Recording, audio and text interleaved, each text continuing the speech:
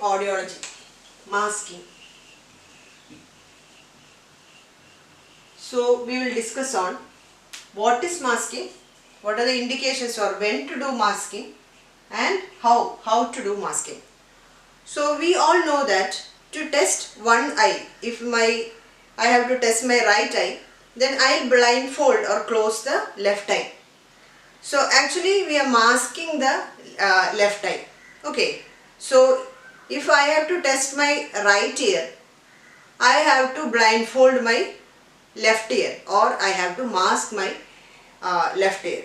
So the blindfolding is otherwise, that masking or covering all are the same. So before going to that, let us see the physiology of hearing. As it is already discussed in detail in a previous class, I will just go through the mechanism of bone conduction in hearing. So basically there are three mechanisms in bone conduction. Distortional mechanism.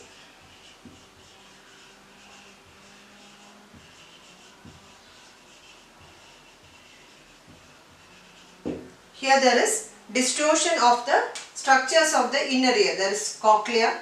This is external ear, then middle ear and the inner ear. So in the distortion mechanism, there is distortion of the structures of the inner ear. And in the second one, inertial mechanism, due to inertia of the middle ear ossicles and also the structures in the middle ear. And the third is osseo-tympanic mechanism. Osseo-tympanic mechanism, that is a vibration of a column of air in the external auditory canal, which causes the tympanic membrane to vibrate, and a part of this, a very small part of this energy is going outside into the external world also. So there are three mechanisms, mainly three mechanisms of bone conduction. One is a distortion mechanism of the cochlea or the inner ear, inertial mechanism of the middle ear contents, and also osseo-tympanic mechanism. So this is happening in the skull. Okay. So the counterpart is there on the opposite side. Here also same thing happens. So there is interaural, or this sound vibrations can go to the opposite side also.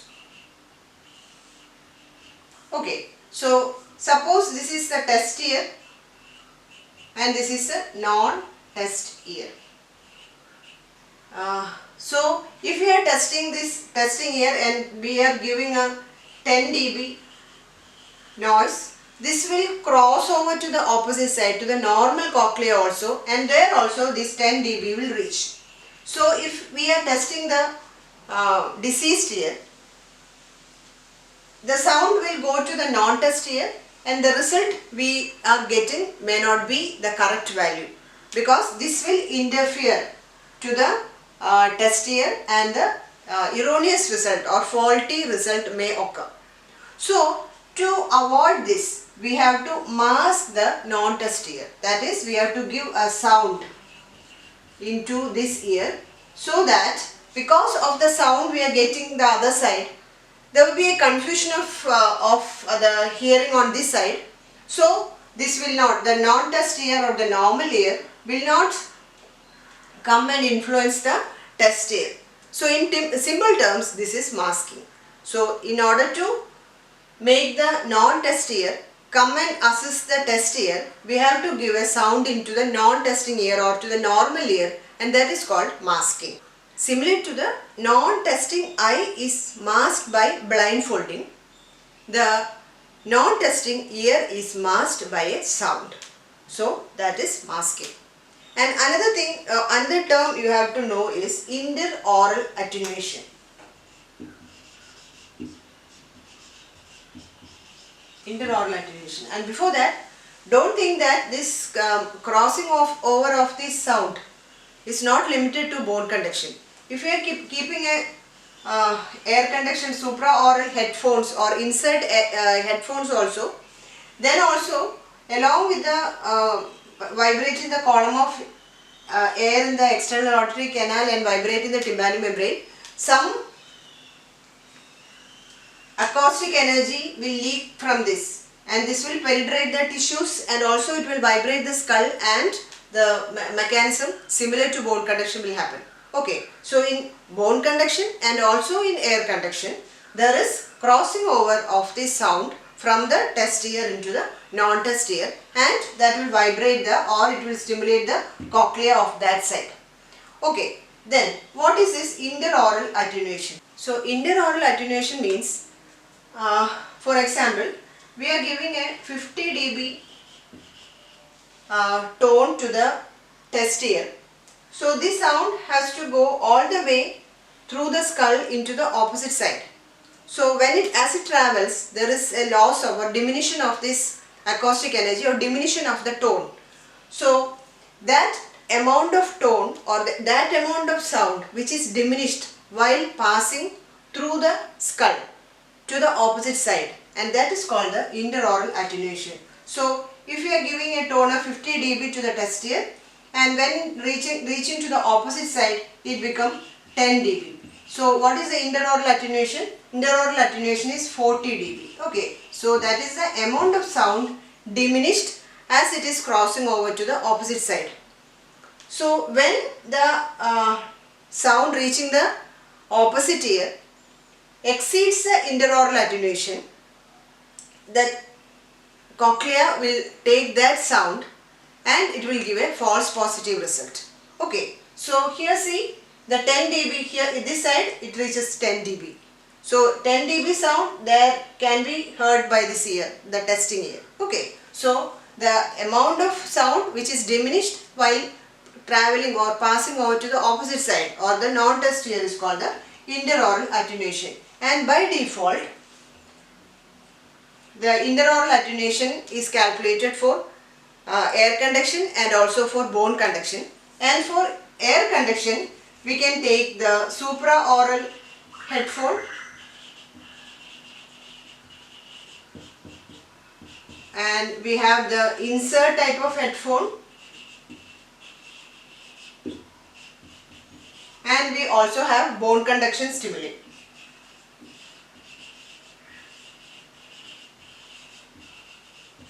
Although this interaural attenuation can vary with individual and also depending upon the type of stimuli, by default we use it for supraaural headphone. It is calculated as 40 dB, and for insert headphone it is calculated around 50 to 55 dB, and for bone conduction interaural attenuation is 0. There is no interaural attenuation for bone conduction. That means at every time when there is bone conduction stimuli, this crossing over will happen to the opposite side.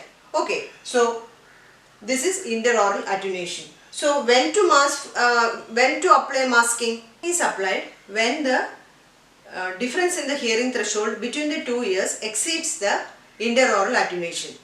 So this applies to audiometric masking also. Okay, and audiometric masking means masking applied while doing a pure tone audiogram. So by default we can tell it for air conduction when you are using the supraaural headphone, if it is exceeds 40 dB, and for difference between more than 40 dB and 50 dB for insert headphone, and in all cases of bone conduction testing. So in general, for speech audiometry, masking has to be applied for testing air conduction when it exceeds these two, for bone conduction and also speech audiometry. Okay, so that is why there is different symbols. You know, there is a key for the symbols in case of pure tone audiogram, and for masking and also for non-masking the key symbols are different, that you have to study. Okay, so this is the indications for doing masking. And how will you mask? What noise can be used for masking? So the answer depends upon the signal being masked. There are two, mainly there is clinical masking, that is when we mask, use masking for testing hearing in the clinical setting like in OPD, and also there is audiometric masking when we use for speech audiometry or pure tone audiometry. So if in the clinical setting, clinical masking, if the signals used are to mask speech or clicks, then we have to use a wideband noise.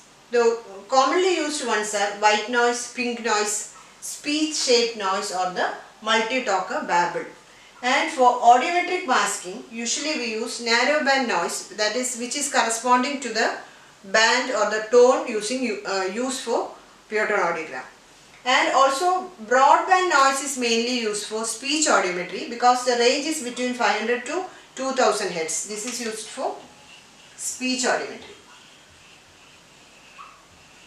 Okay, so these are the sound maskers used commonly. And you have heard one Baronese sound box. This is a mechanical sound producing instrument which is connected to the external auditory canal, and this can be used to differentiate between unilateral and also bilateral hearing loss, and but it is very less or rarely used nowadays. And in the audiometric masking, the new audiometers are equipped with a masking info.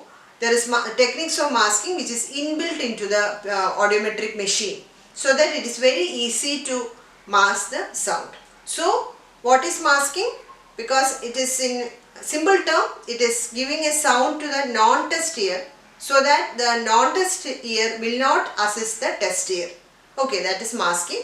And when to mask, that is for air conduction, supraoral bands are used. It is above 40, when it comes above 40 dB, difference between the two ears.